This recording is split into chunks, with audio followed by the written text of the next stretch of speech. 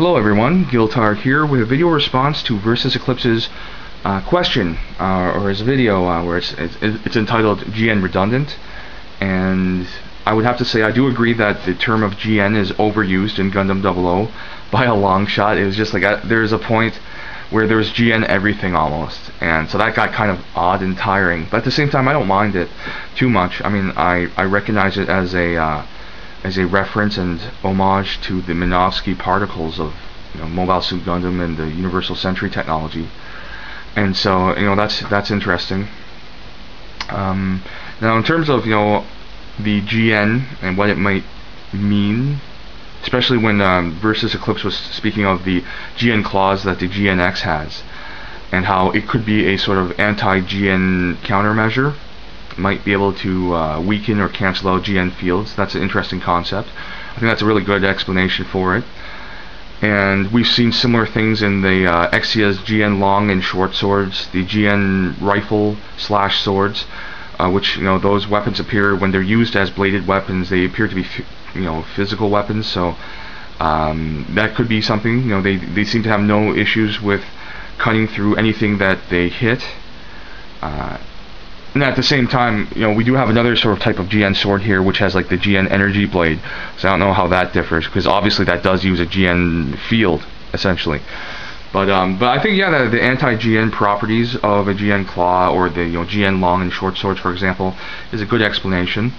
My sort of take on it is a little more pragmatic, in that I've worked in the concept design, concept art field as a freelancer previously, briefly, and in my experience as both someone who's worked there and as someone who has an interest in it, who's always into the concept art, like I go into different forums related to concept art. Like conceptart.org is a great site. It's a great community for any aspiring artist, and especially any aspiring artists who want to work in the concept art field. That's a great place to go. But anyways, what you'll find in concept art often is that there are a lot of ideas that are used for concepts, basically.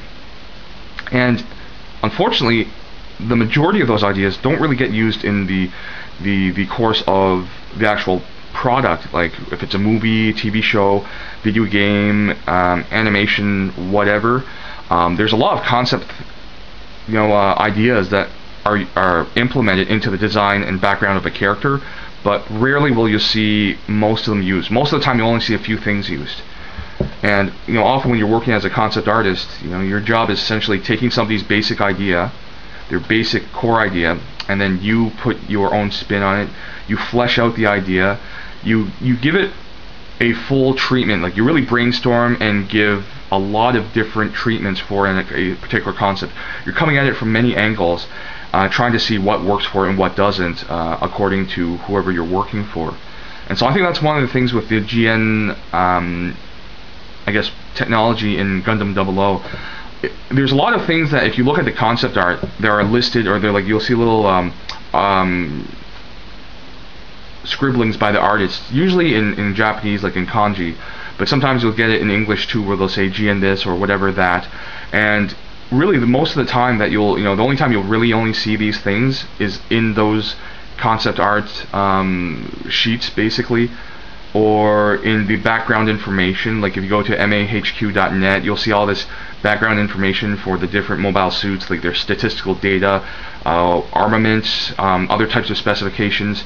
You see all this stuff here, but like maybe 5% of it is mentioned in the anime or in the manga, for example.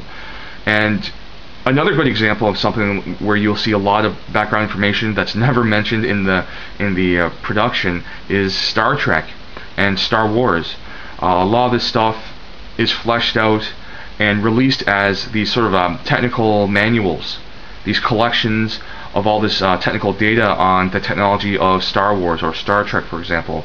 And you'll have dimensions of ships, their specifications, their armaments, all this other background detail that never gets mentioned in the shows or movies, but I mean that's where they are. Like I think it's something that you see that's conceived at the development stage, but never implemented in the movie or show or whatever. I think that's where the GN thing comes in. That a lot of this stuff is just, they're called GN for whatever reason, and they're just not meant to be really talked about in the show and the anime, because they're just there. And I think it's partly a gimmick, just a naming convention, and partly something that's really just in the background, that one way or another may or may not be this or that. It's just something that the artists who designed it came up with, and it's there, but it wasn't important enough to really be used or mentioned in the course of the show.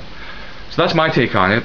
Again, I think VersusEclipse has a really interesting interpretation and explanation for the workings of a GN claw and sort of how it fits into with the other uses of GN physical, equipment like the GN long and GN short swords and things like that. So that's my response. Hope you guys enjoyed it. Thank you for watching. Thank you to VersusEclipse for asking this question, and I'll see you guys next time.